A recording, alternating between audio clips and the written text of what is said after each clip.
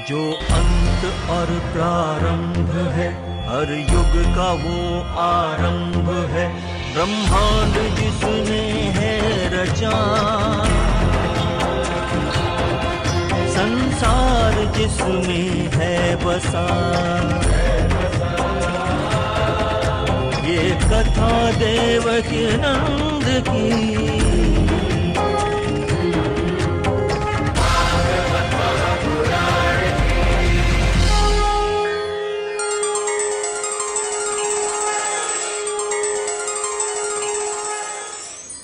अब बहुत से लोग हमसे एक प्रश्न करते हैं, महाराज ये नरकों की बातें आप बताते हो, शरीर को कष्ट होता है, और शरीर को कष्ट होता है तो शरीर तो मर जाता है। आप कह रहे हैं शरीर को तलवार पे चलना पड़ता है, उस पे पर्वत छेद पत्थर से छेद दिया जाता है, ये सब बातें आप झूठी सांची बता रहे हो। हाँ, ये शरीर तो जल के भस्म हो गया। ये कहाँ है? कौन से शरीर को दुख मिलता है? बड़े सावधानी से सुनना, सावधान। अब एक बात तो, दर्द की फीलिंग शरीर को होती है कि आत्मा को? जोर से बोलिए, किसको होती है? जोर से बोलो। अगर दर्द की फीलिंग शरीर को होती तो मरने के बाद जब शरीर को जलाया जाता है तो शरीर उठ के बैठ जाता कि नहीं? अरे मत जलाओ, मर जाओ, जला दिया, फंस मेरे ऊपर जला दिया, उसे कष्ट होता कि नहीं? बोलो बोलो। हुआ? जल गया, उसने उफ भी नहीं की। क्यों? क्योंकि जो फीलिंग्स हैं वो आत्मा में है। जैसे ये विराट स्वरूप है ना आपका, ये विशाल का है, कोई 90 किलो का है, कोई 100 किलो का है, कोई 150 किलो का है, कोई 80 किलो का है, कोई 75 किलो का है। नहीं, ये तो एक विराट रूप है जो यह संसार में आपको दिख रहा है। आपके ही शरीर में एक सूक्ष्म शरीर है जिसमें आत्मा छुपी है, जिस आत्मा को कोई देख नहीं सकता। उस सूक्ष्म शरीर को वहां से निकाल के ले जाते हैं यमराज के दूत, और उस शरीर को वो कष्ट देते हैं, उस शरीर को वो यातनाएं देते हैं। और वो शरीर हमेशा मरने वक्त ये संसार कहता है कि व्यक्ति मर गया। क्यों? क्योंकि ये संसार हमारे इस स्थूल शरीर को देख रहा है कि शरीर मर गया, लेकिन वो जो सूक्ष्म शरीर है जो हमेशा जिंदा था, जो जिंदा है, जो जिंदा रहेगा, वो तो उसी को निकाल के ले गए यमराज के दूत, और वो उन्हें वहां कष्ट दे रहे हैं। उस सूक्ष्म शरीर को वो सारी फीलिंग्स होती हैं, उनको वो सारे कष्ट होते। बोलो राधे राधे।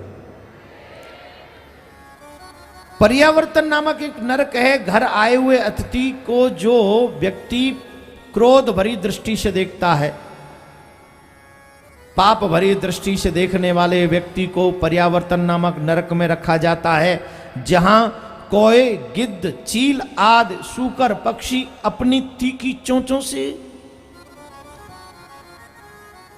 आजकल, पहले जब कोई अतिथि आता था, ध्यान से सुन लो प्यारे, बड़ा आनंद आ रहा है मुझे कहने में, हे ठाकुर जी महाराज, आजकल पाप अलग अलग टाइप के बढ़ गए, 2-4 नरक और बनाओ गुरुदेव, एक्स्ट्रा निर्माण करो नरकों का।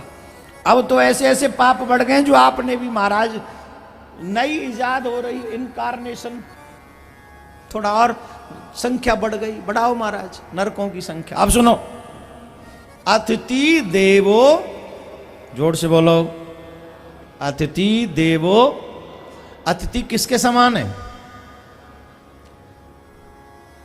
अतिथि जिसके घर में आते हैं, किन को खुशी होती है? झूठ बोला ना, वो नुकीले पत्थरों पे जाना पड़ेगा। धर्म में बैठे झूठ बोला तो देख लेना, हिम्मत मत जुटाना, नहीं है तो चुप पड़े रहो, घूंघट कर लो, दिखे ही ना सकल। किस किस को कष्ट होता है अतिथि जब आता है तो? ले जी ये। और अब मेरे को एक और बात याद आ रही, बोलूं? बड़ी अच्छी है। गुरुजी रात के 9-9:30 बजे अचानक से बिना बताए आ जाएं 10-15 चेलाओं के साथ। अरे भैया जगदीश, बेल बजा दी, जगदीश घर में हो क्या? अरे ये तो गुरुजी की आवाज लग रही है। जगदीश की पत्नी पूजा, गुरुजी इस टाइम क्यों आए?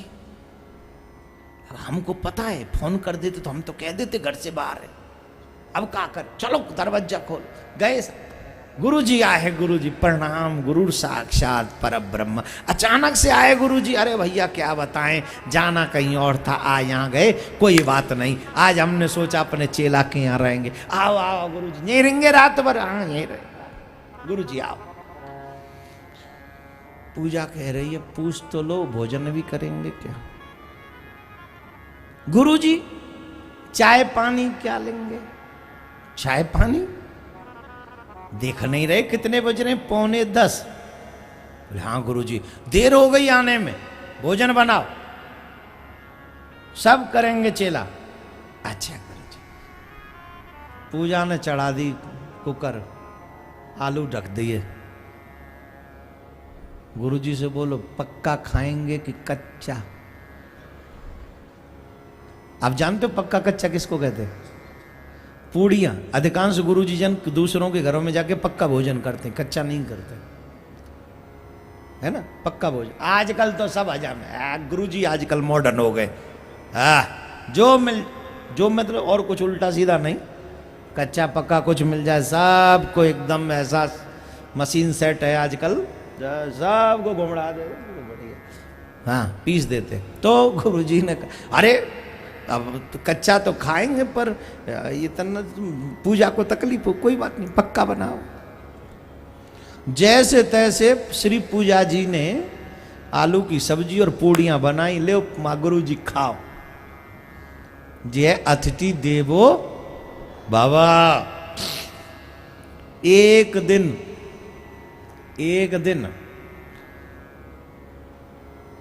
नागपुर के एयरपोर्ट पे इसका भैया उतर गया, पूजा का पुजारी, पूजा का भैया पुजारी उतर गया, और ये चला अपनी बहनियां को सरप्राइज देने।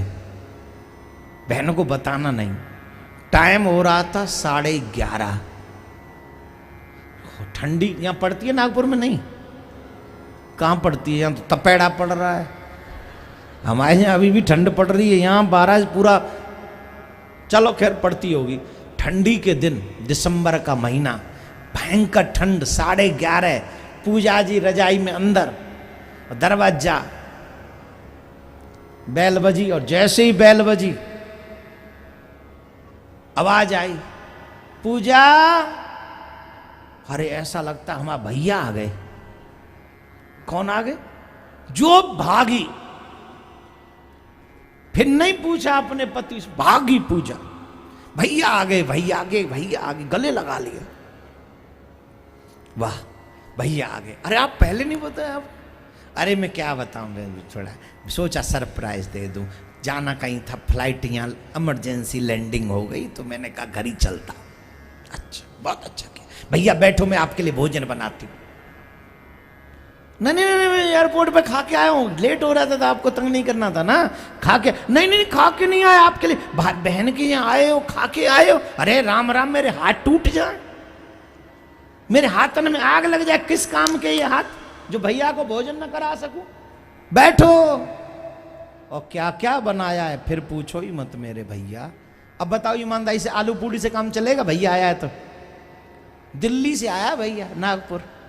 बोलो बहन क्या क्या बनाएंगी, जोर से बोलो। शाही पनीर, मलाई कोफ्ता, गोभी, पालक पनीर, और चना बटर क्या होता है वो, सब 6 सब्जी, 8 मिठाई, ऊपर से बालूशाही, और पूड़ी अलग, पराठे अलग, चपाती अलग, मिस्सी अलग। मिस्सी। गुरुजी आए तो आलू पूड़ी में खेल खत्म, और भैया आए तो थारी सजा दी, 56 भोग लगे। किस बात का भैया आए हैं? इसको कहते हैं अतिथि विद्रोही। जो अतिथि को देखकर जिसकी आंखें प्रसन्न ना हो, उन लोगों को नरकों में जाना पड़ता है। इस नरक में, और वहां कौए, चील इत्यादि उसकी आंखों को नोचती हैं कि यही तू जो है इन्हीं आंखों से गुस्सा करता था, ले इन आंखों को निकाल लिया जाएगा। बोलो राधे राधे। ऐसे नरकों का वर्णन है भागवत में, तमाम 28 हैं, हमने तो आपको 4-5 ही बताए, अभी और एक आध बता देंगे। एक नरक की बात मैंने कही थी, वो एक नरक और सुन लें, इसके बाद वामन भगवान के दर्शन करेंगे। बोलो राधे राधे। वैसे एक बात और कहना भूल गया, हमारे माननीय प्रधानमंत्री जी ने जितना उस हमले के बाद स्टेप उठाए, हमें एक्चुअली कल सुन रहा था, अभी तक मन में चल रहा था कुछ हो रहा होगा, कुछ करेंगे, लेकिन हमें पता भी नहीं है इतना तो वो कर चुके हैं। हमें इन चीजों का ज्यादा ज्ञान हुआ नहीं, लेकिन इतना तो वो कर चुके हैं कि पाकिस्तान परेशान हो रहा है। यूएन की तरफ से मैसेज आ जाना पाकिस्तान के लिए कि तू सुधर जा वरना तेरी हालत ठीक नहीं रहेगी, ये बहुत बड़ी बात है, ये छोटी बात नहीं। सारी बड़ी कंट्रियों ने, चाहे वो ब्राजील हो, अमेरिका हो, इजराइल हो, ब्रिटेन ने कहा है और पेरिस ने कहा है, जापान ने कहा है, तमाम ऐसी बड़ी बड़ी कंट्री है जिन्होंने भारत का साथ दिया है। यूएन ने कहा है, तो ये छोटी बात नहीं है। और अब तो पाकिस्तान बेचारा बिना टमाटर के जिंदगी जी रहा है, बिना टमाटर के जी रहा है। एक जना करो तोबा तोबा टमाटर, तोबा तोबा टमाटर, तोबा तोबा टमाटर। अरे काय का तोबा, अभी तो रुक जा, जिस दिन भारत और कुछ सिखाएगा तब होगी तेरी असली तोबा। अब करियो तोबा, तोबा कर ले आतंकवाद से, वरना पाकिस्तान के लिए नाम से लोग तोबा करना शुरू कर देंगे, ये बुरे दिन आ जाएंगे तेरे। एक बार जोर से बोलेंगे, भारत माता की जय हो, भारत माता की जय हो, वंदे मातरम, वंदे मातरम। तो आप सबसे मेरा निवेदन है, बड़ी से बड़ी संख्या में आप उस यात्रा में भी सम्मिलित होंगे। एक नरक का वर्णन, सूचीमुख नामक नरक, सदा धन के संग्रह में लगे रहने वाले और दूसरों की उन्नति को देखकर ईर्ष्या करने वाले मनुष्य को इसी शुकरमुख नामक नरक में डाला जाता है। यमदूत सुई से उसको, सुई जानते हैं ना, सुई धागा, उसके शरीर को पहले चीरते हैं, फिर सुई धागे से उसको सीते। पहले उसे चीरते फिर सीते, फिर चीरते फिर सीते। जैसे सुई से कपड़े सीते, वैसे यमराज के दूत हमें भी सीते। कब? किस व्यक्ति को? जो व्यक्ति पराये धन को देखकर ईर्ष्या करता है, ईर्ष्या करता रहता है। तो आप सबसे मेरा निवेदन है, दूसरों से जलना बंद कीजिए, ईर्ष्या करना बंद कीजिए और दूसरों की सक्सेस को देख के प्रसन्न होना सीखिए, आनंद में रहना सीखिए। यही जीवन का सार है। इन नरकों से बचने का एकमात्र उपाय अगर कुछ है तो वो सिर्फ और सिर्फ भगवत नाम शरण ग्रहण कर लो। गुरु के बताए हुए मंत्र को जाप करो, गुरु के बताए हुए मार्ग पर चले जाओ, किसी नरक में जाने की जरूरत नहीं पड़ेगी। जो गुरु जी बतावे वो धीरे धीरे जीवन में उतारते चले जाओ और जीवन को, मार्ग को अपने कल्याण की तरफ लेकर जाओ। गोविंद आपका कल्याण करेंगे, गोविंद आपका भला करेंगे, इसमें कोई दो राय नहीं है। एक बार राधे राधे बोलना पड़ेगा। ऐसे बोलेंगे, ऐसे बोलेंगे। आइए, हमारे मध्य में वामन भगवान पधार रहे हैं। पहले वामन भगवान का दर्शन करेंगे, उसके बाद आपको हम बताएंगे कि कल हमको क्या करना है। क्योंकि अभी तो 6:12 ही हुए हैं, तो कम से कम 6:25 तक आप अपने स्थान पर बैठे रहेंगे। 6:30 बजे तक का समय है। मैंने इसलिए कथा प्रसंग पूरा कर रहा हूं क्योंकि जिससे आपको घर जाने की जल्दी ना हो। जोर से बोलो, वामन भगवान की जय। बोलिए वामन भगवान की जय। बोलिए वामन भगवान की जय। तो आप सब जहां हैं वहीं बैठ जाएं प्लीज, खड़ा कोई ना रहे। कल भगवान श्याम सुंदर का प्राकट्य महोत्सव है। माता बहन सब पीले पीले वस्त्र पहनकर आए, भाई लोग कुर्ता धो जो माथे पे तिलक लगा कर आए। सबको ये लगना चाहिए कि कन्हैया हमारे घर में आ रहे हैं। ऐसा स्वागत होना चाहिए कन्हैया का कि वो हमारे घर में आ रहे हैं। हमारे ब्रज में कहते हैं, जो जीव भगवान के मंगल में सम्मिलित होता है उसके जीवन के सारे अमंगल समाप्त हो जाते हैं, सारे अमंगल समाप्त हो जाते हैं। तो आप लोग भी अपने जीवन में कन्हैया के मंगल में सम्मिलित होकर अपने सारे अमंगलों को समाप्त करें। जो लोग पीछे खड़े हैं वहीं बैठ जाएं, 10 मिनट बैठ जाएं। उसके बाद में हम आरती करेंगे, पुष्पांजलि करके फिर हम लोग घर जा सकेंगे। बोलो राधे राधे। कृष्ण गोविंद गोविंद गोपाल कृष्ण गोविंद गोविंद गोपाल कृष्ण गोविंद गोविंद गोपाल कृष्ण गोविंद गोविंद गोपाल कृष्ण मुरली मनोहर नंदलाला कृष्ण मुरली मनोहर नंदलाला कृष्ण मुरली मनोहर नंदलाला कृष्ण मुरली मनोहर नंदलाला कृष्ण गोविंद गोविंद गोपाला कृष्ण गोविंद गोविंद गोपाला कृष्ण गोविंद गोविंद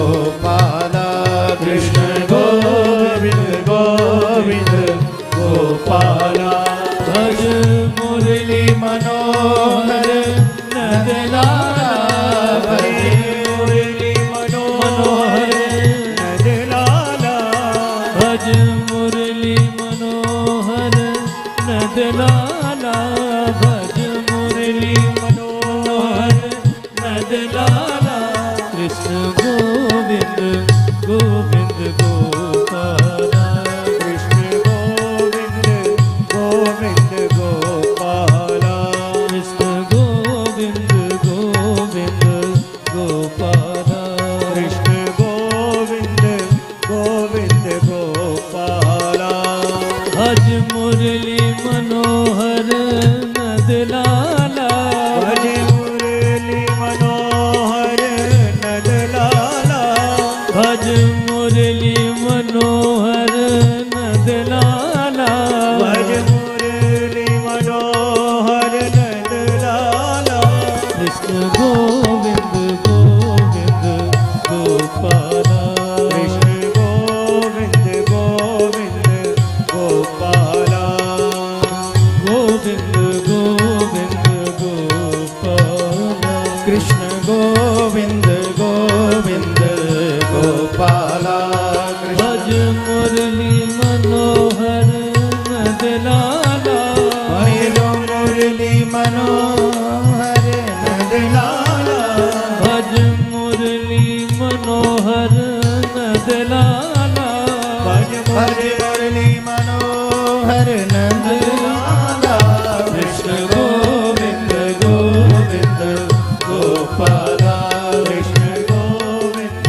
गोविंद गोपाला कृष्ण गोविंद गोविंद गोपाला कृष्ण गोविंद गोविंद गोपाला मेरो मुरली मनोहर नंदलाला मेरो मुरली मनोहर नंदलाला मेरो मुरली मनोहर नंदलाला मेरो मुरली मनोहर नंदलाला कृष्ण गोविंद गोविंद गोपाला कृष्ण गोविंद गोविंद गोपाला कृष्ण गोविंद गोविंद गोपाला कृष्ण गोविंद गोविंद गोपाला मेरो बंसी बजैया नंदलाला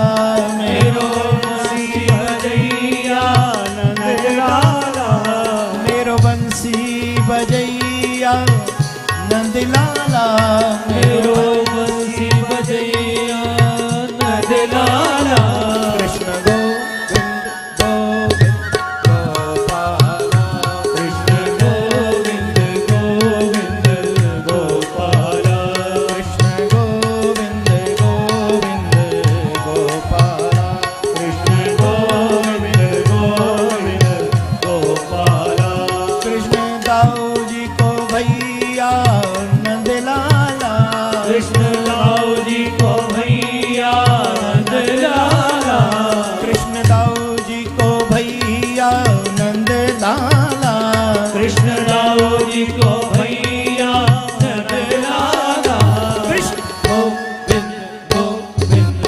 गोपाला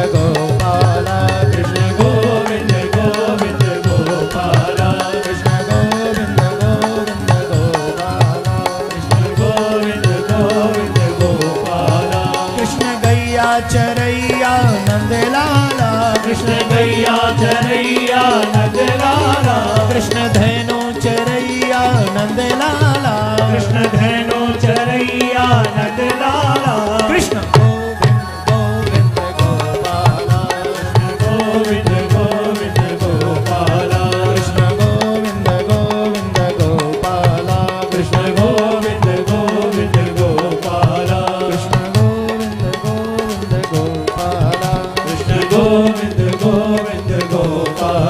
कृष्ण गोविंद गोविंद गोपाला, कृष्ण गोविंद गोविंद गोपाला। गोविंद भगवान की जय। मिलेगा सांवरिया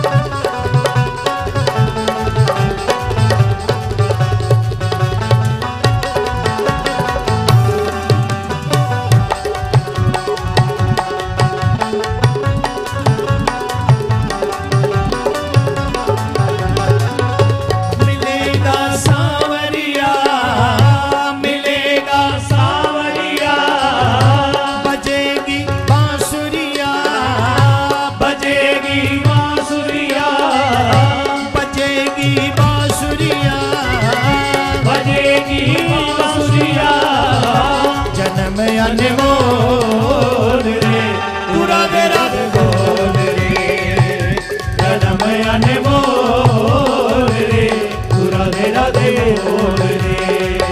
अरे महाराष्ट्र में तो भक्ति जवान है, सभी लोग झूमो, पंडाल में जो भी लोग हैं, जन्म अनमोल रे, तू राधे राधे बोल रे, जन्म अनमोल रे, तू राधे राधे बोल रे। श्री राधे।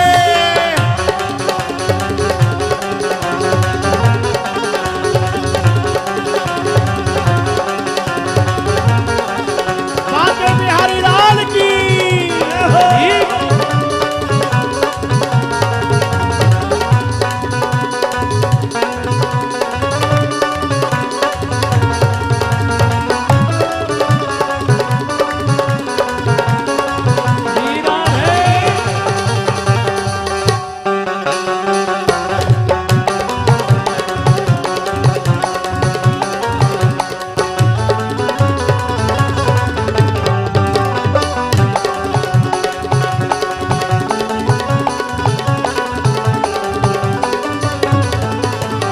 आदिशक्ति श्री राधा रानी, आदिशक्ति श्री राधा रानी, आदिशक्ति श्री राधा रानी, आदिशक्ति श्री राधा रानी, श्री राधा रानी महिमा जिनकी वेद बगाने, आदिशक्ति राधा रानी महिमा जिनकी वेद बखानी, महिमा जिनकी वेद बखानी, जिनकी वेद बखानी, हृदय के पट खोल रे, तू राधे राधे बोल रे, हृदय के पट खोल रे, तू राधे राधे बोल रे।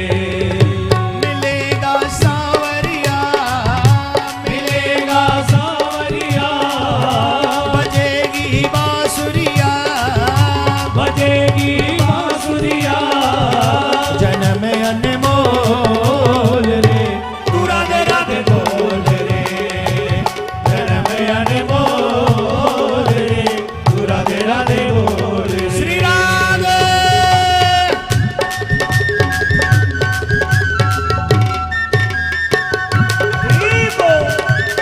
हरि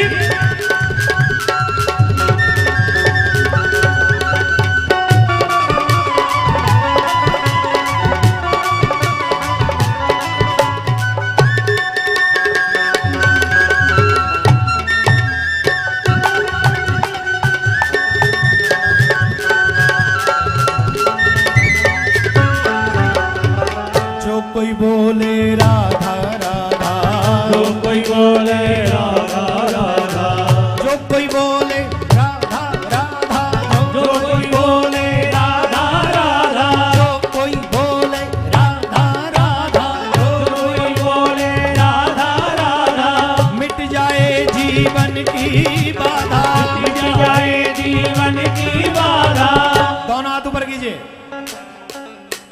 जो कोई बोले राधा राधा मिट जाए जीवन की बाधा, जो कोई बोले राधा राधा मिट जाए जीवन की बाधा, मिट जाए जीवन की बाधा, मिट जाए जीवन की बाधा। प्रेम रस घोल रे तू राधे राधे बोल रे, प्रेम रस घोल रे तू राधे राधे बोल रे। मिलेगा सावरिया, मिलेगा सावरिया, बजेगी बांसुरिया, बजेगी बांसुरिया, जन्म अनमोल रे तू राधे राधे बोल रे, जन्म अनमोल रे तू राधे राधे बोल रे। श्री राधे।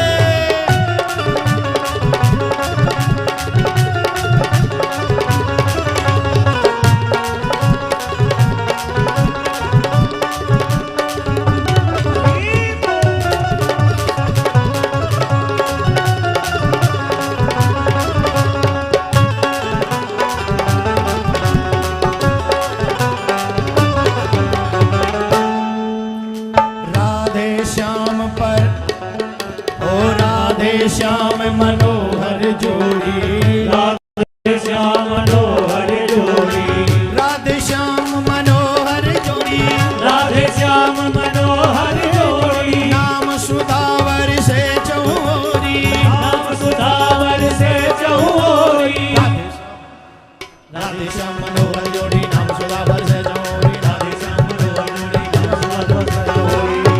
मनोहर जोड़ी, मनोहर जोड़ी, मनोहर जोड़ी, मनोहर जोड़ी, जी चाहे जहाँ डोल रे तू राधे राधे बोल रे। चाहे जहाँ डोल रे तू राधे राधे बोल रे।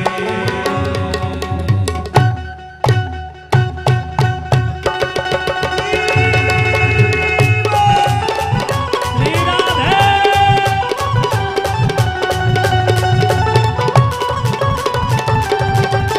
हरि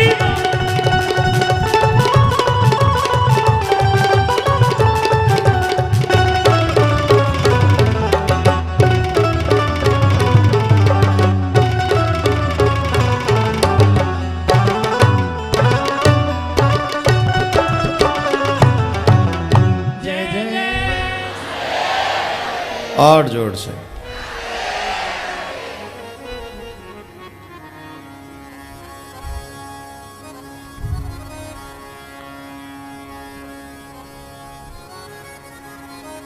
हमारे कन्हैया कैसे हैं? आइए जरा कन्हैया को याद करें, उनके गुणानुवाद गाएं, और जब पाप कट जाएंगे तो मन कथा में लग जाएगा। हमारे कन्हैया बहुत सुंदर हैं, बहुत प्यारे हैं। मेरे मनमोहन दिलदार, छबीले बांके काना यार, दीवाना बना दिया।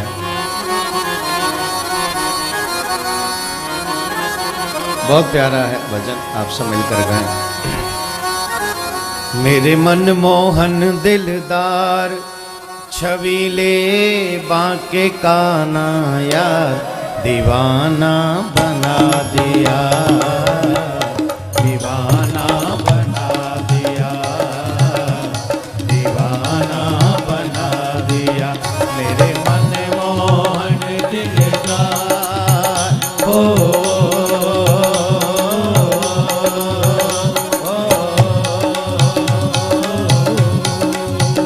मेरे मनमोहन दिलदार, छबीले बांके काना यार, दीवाना बना दिया, दीवाना बना दिया, दीवाना बना दिया। हरि बोल।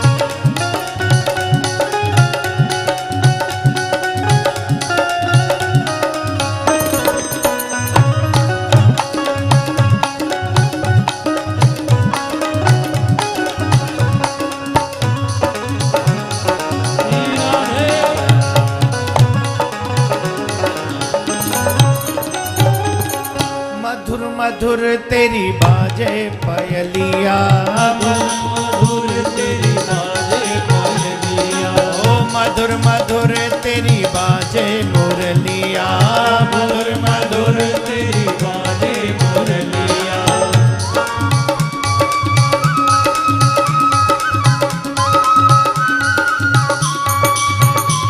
ओ मधुर मधुर तेरी बाजे मुरलिया, मधुर मधुर तेरी बाजे मुरलिया। घायल कर गई तिरछी नजरिया, घायल कर गई तिरछी नजरिया, ओ घायल कर गई तिरछी नजरिया, घायल कर गई तिरछी नजरिया। दियो है जादूदार,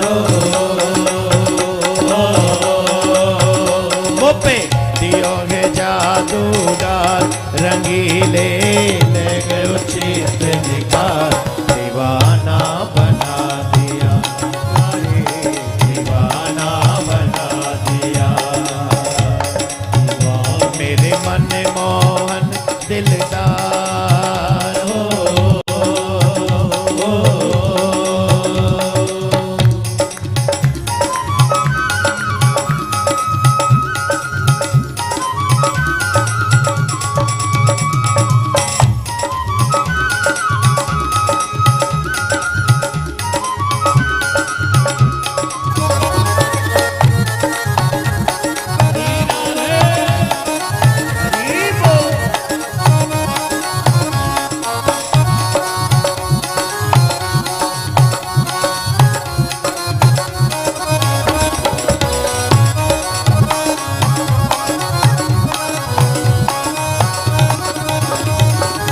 कुंज गलिन में छम छम डोले, कुंज गलिन में छम छम डोले, छम छम डोले, छम छम डोले, छम छम डोले, कुंज गलिन में छम छम डोले,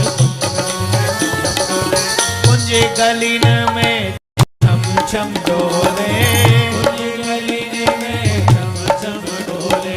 मीठो मधुर तोतलो बोले, मीठो मधुर तोतलो बोले, ओ मीठो मधुर तोतलो बोले, मीठो मधुर तोतलो बोले। तेरे पायल की झनकार, ओ तेरे पायल की झनकार सुहावन और मोतिन का दीवाना बना दिया, अरे दीवाना बना दिया, मेरे मन मोहन दिलदार, ओ मेरे मन मोहन दिलदार, छबीले बाके काना, दीवाना बना दिया, अरे दीवाना बना दिया। श्री राम है।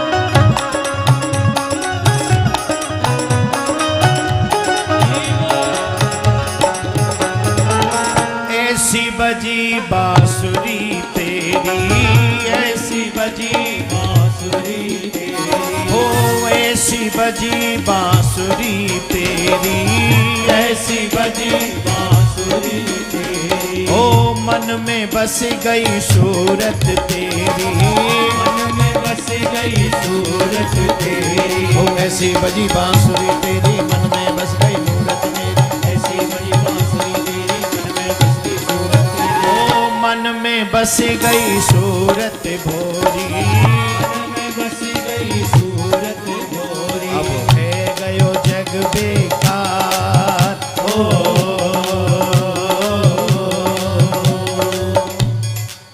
नागपुर वालों को नृत्य करना बजाना भी आता है कि बस ऐਵੇਂ ही?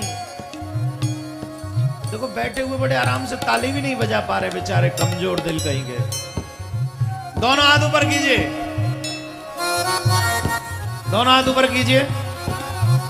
ये है गयो जग बेकार,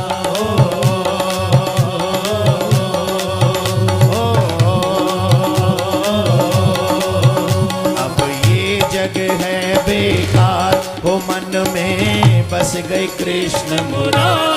दीवाना बना दिया प्यारे, दीवाना बना दिया काला, दीवाना बना दिया मोहन, दीवाना बना दिया प्यारे, दीवाना बना दिया प्यारे, दीवाना बना दिया।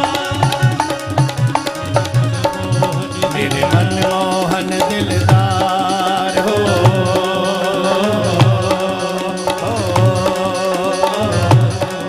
मेरे मनमोहन दिलदार छबीले बाके कानाया। दीवाना बना दिया प्यारे, दीवाना बना दिया काला, दीवाना बना दिया प्यारे, दीवाना बना दिया, दीवाना बना दिया, दीवाना बना दिया, दीवाना बना दिया, दीवाना बना दिया।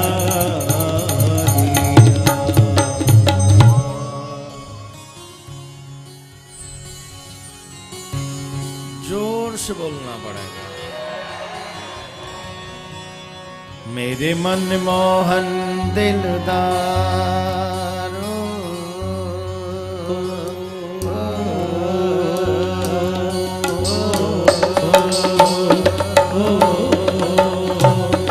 मेरे मनमोहन दिलदार छबीले बाके काना या दीवाना बना दिया, दीवाना बना दिया प्यारे दीवाना बना दिया रे, दीवाना बना दिया मोहन, दीवाना बना दिया, दीवाना बोले भागवत महापुराण की जय, बोले सदगुरुदेव भगवान की जय, श्री सुखदेव जी महाराज की जय, श्री प्रियाकांजू सरकार की जय, श्री निम्बार्क भगवान की जय, धर्म की जय हो, अधर्म का नाश हो, प्राणियों में सद्भावना हो, विश्व का कल्याण हो, गौ हत्या बंद हो, गौ माता की सेवा हो, विश्व में शांति हो, विश्व में शांति हो, विश्व में शांति हो।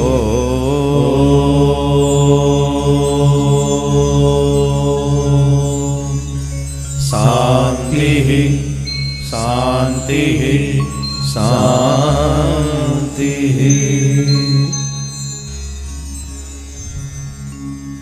जोर से बोलना पड़ेगा,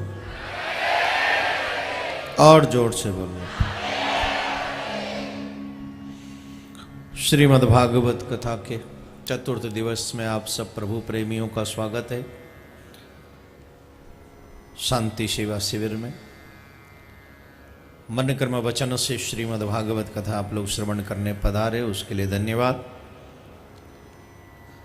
आज इस जीवन में सब लोग सफल होना चाहते हैं। शायद ही कोई ऐसा हो जो ये चाहता हो कि हमें कुछ न मिले, हम चुप बैठे रहें। कौन कौन सफल होना चाहता अपनी लाइफ में?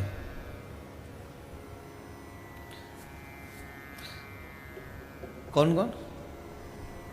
इतने कमजोर लोग कभी सफल हो सकते हैं?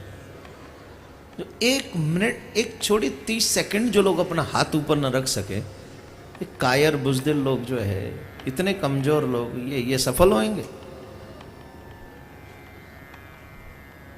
हार्ड वर्कर्स व्यक्ति ही जीवन में सक्सेस होता है, जिसने हार्ड वर्क करना आता है। या तो माँ बाप इतना कर जाए कि आपको कुछ करना ही ना पड़े, या फिर आपको हार्ड वर्क करना पड़ेगा। लोगों को सिर्फ आपकी सफलता दिखती है, सफलता के पीछे मेहनत कोई देखना भी नहीं चाहता। कोई भी व्यक्ति कितना भी सफल क्यों न हुआ हो, उसने हार्ड वर्क जरूर किया होगा। कम से कम जो मेरे से पहली वाली पीढ़ी है या उससे एक और पीढ़ी जो पहले है, कितना हार्ड वर्क उन्होंने किया है वो जानते हैं।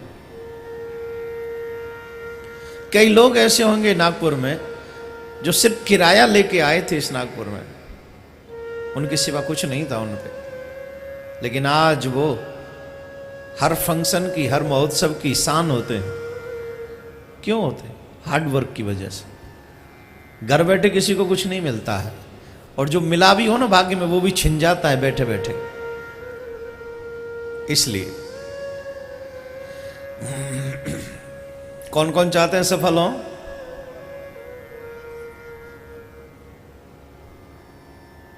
एक एक ही करो, एक एक करो। और जब तक मैं ये स्टोरी कंप्लीट ना करूं तब तक आपके हाथ ऊपर रहने चाहिए।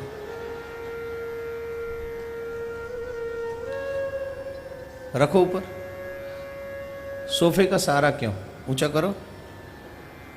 कई लोग ना वो मुड्डा है ना सोफे का, उसका सहारा लेके ये ऊपर रखो ऊंचा, और कोई सहारा नहीं लेना किसी ने। और जब तक ये स्टोरी ऊपर पूरी ना हो जाए तब तक ऊपर ही रहना चाहिए आपका हाथ।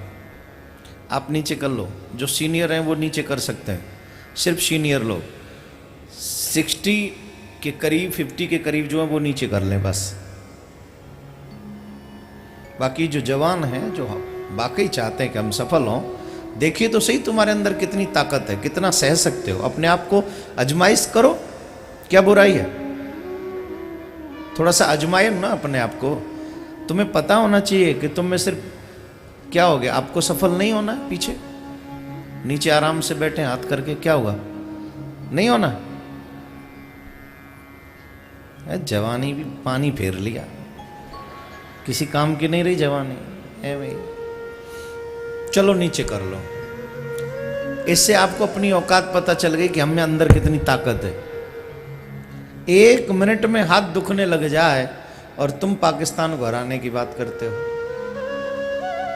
धन्य है हमारे सेना के लोगों को, जितना हार्ड वर्क करते हैं और तुमको सोने का मौका देते हैं। आजकल देशभक्त बहुत हो गए सोशल साइट्स पे, नहीं देखो है ना? ऐसा लगता है कि इनको कर्नल बना दो तो बस ये अभी कल जीत के आ जाएंगे पाकिस्तान से। ऐसे ऐसे सोशल साइट। अपने लोगों का, अपने सैनिकों का सपोर्ट करो। सक्सेस होने की बात मैं कर रहा हूं। जीवन में जो लोग सफल होना चाहते हैं, याद रखिए अपने रास्ते खुद खोलने पड़ते हैं। रास्ते खुले हुए तुम्हें मिल जाएं तब तुम जाके सफल होगे। ये हर किसी के लिए मुमकिन नहीं, संभव नहीं है। मैंने देखा है कई तो मां बाप ही बच्चों के दुश्मन हैं, जो उन्हें सफल नहीं होने देते। आप कभी बाहरी बच्चों से मिलो और अपने देश के बच्चों से मिलो।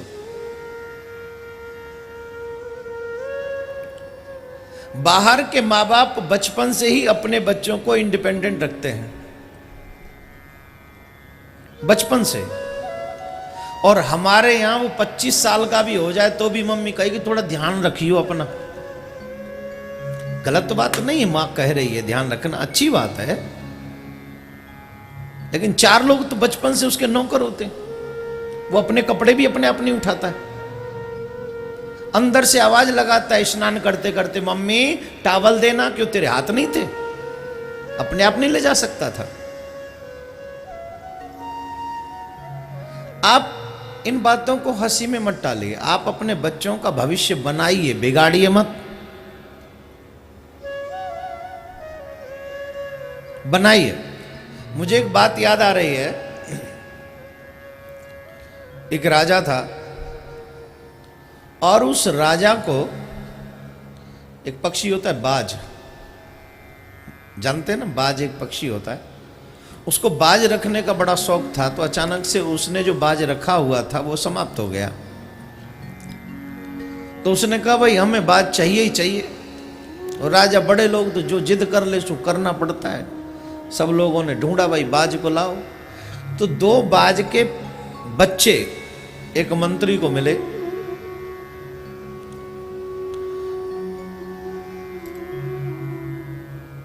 मंत्री लेकर आया, राजा ने उन बाज के बच्चों को रखा अपने पास। अब एक मास्टर भी रखा कि इनको थोड़ा सा अच्छे से उड़ना बिड़ना सिखाओ, थोड़ा बताओ। अब एक बाज पक्षी तो बहुत उड़ता था, आसमान की बुलंदियां छूता था, और दूसरा जो है थोड़ा सा जाए और लौट के आ जाए, वो उड़े ही ना। थोड़ा जाए फिर लौट के आ जाए, उड़े ही ना। राजा बड़ा परेशान कि दोनों की मैंने बराबर कीमत दी है, दोनों बराबर दिखते भी हैं, लुक भी अच्छा है, पर एक उड़ता है और एक नहीं उड़ता है, क्यों?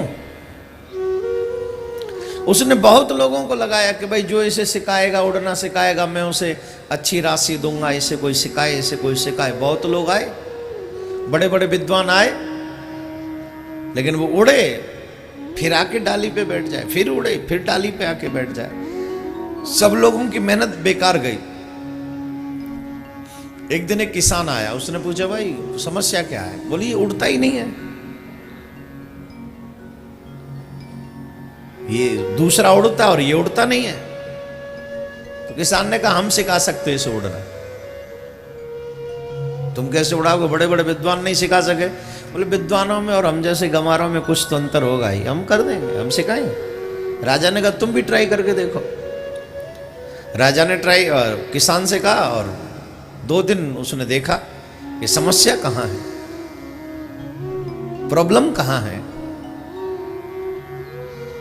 तो वो उड़ता, वो तो आकाश की बुलंदियां छूता, दूसरा जाता, थोड़ा सा जाता और झट लौट के आ जाता और डाली पे बैठ जाता। किसान को समस्या समझ में आ गई। 5वें दिन राजा आया देखने कि किसान ने क्या किया, चलो देखें तो सही। और जब राजा आया, उसने देखा, जब उसने देखा तो वो अद्भुत दृश्य था कि जो पहले उड़ता ही नहीं था वो पहले वाले से ज्यादा उड़ रहा है और उससे ज्यादा ऊंचा उड़ रहा है। राजा ने किसान से पूछा ऐसा तुमने क्या चमत्कार कर दिया भाई, ये तो उड़ता ही नहीं था, अब तो इतना ऊंचा उड़ रहा है। किसान ने कहा बहुत आसान था इसको उड़ाना। क्या? बड़े बड़े विद्वान नहीं उड़ा सके और तुम कह रहे हो बड़ा आसान था? बोले मैंने उस डाली को ही काट दिया जिस डाली पे आके ये बैठ जाता था। मैंने उस डाली को ही काट दिया जिस पे ये आके बैठता था। अब डाली होगी नहीं तो बैठेगा कहां? अब तो उड़ना ही पड़ेगा। कई लोग डूबने वाले तैरना सीख जाते हैं उस वक्त जब डूब रहे होते हैं। हमारे बच्चों के लिए डालियां बहुत हो गई हैं, इसलिए वो उड़ना नहीं चाहते, सीख ही नहीं पाते। ले बेटा इतना रुपया रख ले, कोई टेंशन नहीं। ले बेटा गाड़ी ले जा, कोई टेंशन नहीं। ये चाहिए ये भी ले जा। मैं ये नहीं कहता कि मत दो, लेकिन उन्हें देने से पहले ये भी बता दो बेटा बहुत मेहनत होती है कमाने में। एक एक रुपया सोच समझ के खर्चो, ऊपर से अपने आप से कुछ कर्म करने की कोशिश करो। मैं तो ये कहूंगा 12th करने के बाद में बच्चों को पढ़ाई अपने ब्याह पे पढ़नी चाहिए। साइड जॉब करें और फिर अपनी पढ़ाई का खर्चा निकालें, फिर कुछ बन के दिखाएं। और ऐसा नहीं है कि मैं आपसे कह रहा हूं कोई मजाक है, मजाक नहीं है। आप यकीन मानिए विदेशों में बच्चे ऐसा करते हैं, विदेशों में बच्चे ऐसा करते हैं, जॉब भी करते हैं और पढ़ते भी हैं और बहुत कुछ बनते हैं।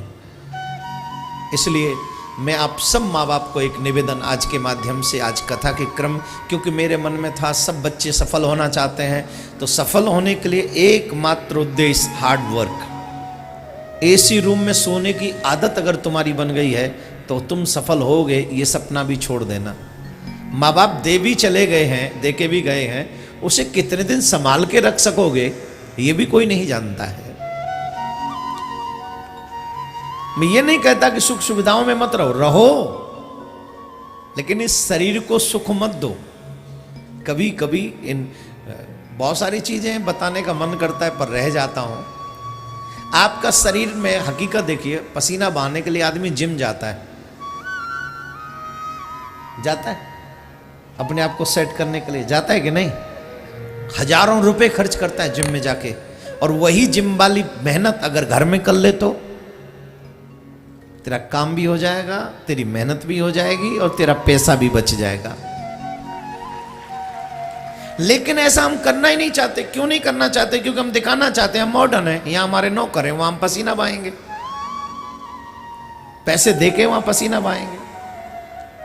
माता बहनों से एक निवेदन करेंगे, बड़े लोग वो नहीं होते जिनके घर में नौकर दास दासियां बहुत होते हैं। बड़े लोग वो होते हैं जो हेल्थ को फिट रखते हैं। इंग्लिश में कहते हैं हेल्थ इज, बोलिए, हेल्थ इज पहला सुख निरोगी काया।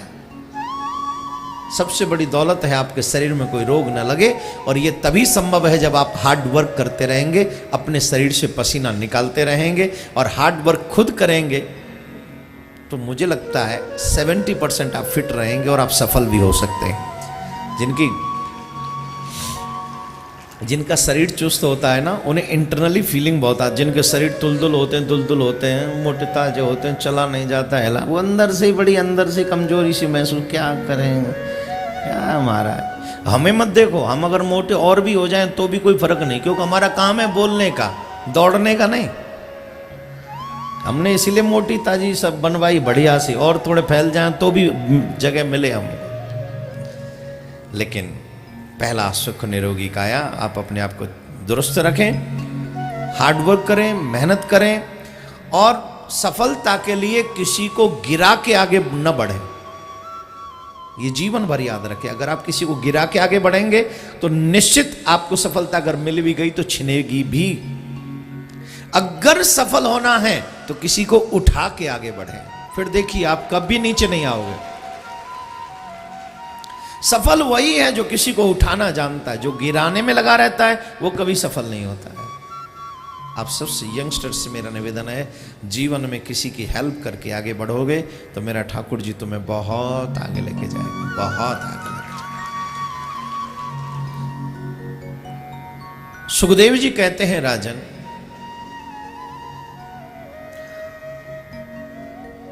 भक्त श्रोमणि भय प्रहलाद। प्रहलाद जी महाराज, जो लोग ये कहते हैं कि कथा सुनने की हमारी उम्र नहीं है, उन लोगों को स्पेशली ये बात ध्यान से सुननी चाहिए। और ये कथा कहने का अभिप्राय भी यह है कि माताएं बहन थोड़ी इसकी और गहराई में जाएं। अगर मेरा बच्चा नालायक है तो इसमें मैं भी जिम्मेदार हूं। अगर मेरा बच्चा मेरी नहीं सुनता है तो मां की अहम भूमिका है उसमें। आप सोचते हैं बच्चा जन्म लेने के बाद में उसमें संस्कार डाले जाते हैं या जो भी गुण आते हैं, ऐसा नहीं है। आप अपने इतिहास को जानिए, अभिमन्यु ने चक्रव्यूह को तोड़ना गर्भ में ही सीख लिया था। इससे भी पहले अगर आप इतिहास में जाएंगे तो प्रहलाद जी महाराज ने अपनी माँ के गर्भ में ही भगवान की कथा को सुन लिया था, और वहीं से उस कथा का असर था कि वो भक्त भये। बचपन से ही भक्ति ने उनके ऊपर अपनी कृपा बनाए रखी। जिस समय हिरण्यकश्यपु तपस्या करने के लिए गए, इंद्र पीछे से आए और हिरण्यकश्यप की पत्नी का हरण करके ले गए। और जब हरण करके ले जा रहे थे उस समय कयाधु जो थी हिरण्यकश्यप की पत्नी, वो गर्भवती थी। देवर्षि नारद आ गए सामने से। उन्होंने पूछा, भाई ये क्या कर रहे हो तुम? देवराज होकर तुम किसी की स्त्री का हरण कर रहे हो, थोड़ी सी तो शर्म करो। अरे महाराज, आप जो समझ रहे हैं वो ठीक नहीं है, पर एक समस्या है। क्या? बोले, इसका ये जो हिरण्यकश्यपु है बहुत बड़ा पापी है, और ये इसकी पत्नी जो हिरण्यकश्यप की है वो गर्भवती है। तो बोले, राक्षस का बेटा जब होगा तो राक्षस ही होगा ना, उसने हमको इतना दुखी कर रखा है, उसका बेटा भी होगा तो वो भी हमको दुखी करेगा। इसलिए हम इसे मारने के लिए ले जा रहे हैं कि जब इसका बेटा होगा तो बेटे को होते ही हम मार डालेंगे, और उसके बाद जो है सब ठीक हो जाएगा। हम इसकी पत्नी को छोड़ जाएंगे, बस इसका बेटा मारना है जो गर्भ में पल रहा है। देवर्षि नारद ने कहा, तुम ये कैसे कह सकते हो कि इसका जो पुत्र होगा वो पापी होगा। कैसे कहोगे? अरे महाराज, पापी का तो पापी होगा ना, पापी का पापी होगा। बोले ये तो जरूरी नहीं है कि पापी का पापी होगा। इट्स नॉट कंपल्सरी कि पापी बाप की पापी औलाद होगी। समय समय के फेर से बदल जाते हैं अंश, विशेषरवा के रावण भय उग्रसेन के कंस। विशेषरवा एक साधु संत महात्मा ऋषि थे, उनका बेटा कौन हुआ? रावण। उग्रसेन एक धर्मात्मा राजा थे, उनका बेटा कौन हुआ? कंस। तो ये तो जरूरी नहीं है कि पापी के घर में पापी होगा, ये जरूरी नहीं। और अगर तुमने भक्त को मार दिया तो कितना बड़ा पाप तुमको लगेगा, जानते भी हो। क्या महाराज भक्त हो सकता है? बोले बिल्कुल हो सकता है। बोले ये आप कैसे कहेंगे कि भक्त होंगे? बोले चलो एक काम करो, इस स्त्री को आप मेरे आश्रम में छोड़ दो, अगर इसका पुत्र पापी हो तो तुम मार देना, भक्त हो तो छोड़ देना। बोले ठीक है प्रभु, ये मुझे मंजूर है, स्वीकार है वचन। देवराज इंद्र ने कयादु को देवर्षि नारद के यहां पर छोड़ दिया, और देवर्षि नारद जिस स्त्री को लेके आए हैं वो प्रेग्नेंट है, गर्भवती है। और रोज देवर्षि नारद भक्त वत्सल परमात्मा की कथा, भगवान की कथा, भक्तों की कथा उस स्त्री को सुनाते, स्त्री को सुनाते, कयादु को सुनाते। और सुनता कौन है? बोलिए, हैं जी? सुना रहे हैं कयादु को, सुन रहा है प्रहलाद, क्योंकि प्रहलाद गर्भ में है। आजकल की मम्मियां जो गर्भवती होती हैं वो कथा सुनती हैं,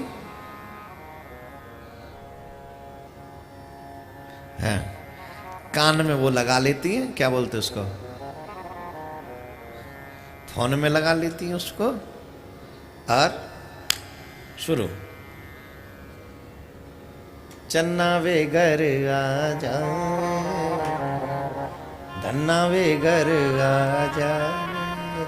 अब बताओ ये चन्ना आएगा कि नहीं घर में? चन्ना आएगा या धन्ना आएगा? प्रहलाद तो आने वाला नहीं, ध्रुव तो आने वाला है नहीं। अब उसके आने की तैयारी किसने की बताइए कृपा करके?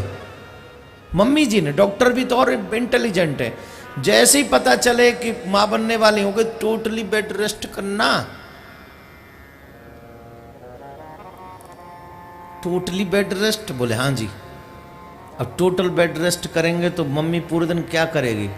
बोलो, पूरे दिन तो माला नहीं हो रही मम्मी से, और पूरे दिन तो मम्मी पे कथा नहीं सुनी जा रही। वो आज की मम्मी है, इंग्लिश मीडियम स्कूल में पढ़ के आई है कि नहीं? तो इंग्लिश मीडियम स्कूल में मम्मी पढ़ी और डॉक्टर साहब ने बता दिया फुल रेस्ट। अब बताओ क्या करेगी? सत्यानाश हो इस फोन वाले का जिसने ये फोन बनाया है। बेड़ा गर्क हो जाए न फेसबुक वाले अकाउंट वालों का। रात में 2 बजे भी आंख खुल जाए तो सबसे पहले उठ के देखेंगे किस किस का मैसेज है। ते चाचा का है, ले ले। 2 बजे भी उठ के। तो जब हमारी मेंटलिटी, जब हमारी क्रियाओं में इस तरीके की व्यवहार रहेगी तो हमारा बच्चा कैसे श्रवण कुमार होगा जो हमारे ही घर में रह रहा है और हमारे आचरण से वो अपने कैरेक्टर का निर्माण कर रहा है। माताएं बहन इसे मजाक में न लें, मैं दावे से कह रहा हूं 9 महीने की आपकी साधना आपके घर में ध्रुव प्रहलाद पैदा कर सकती है।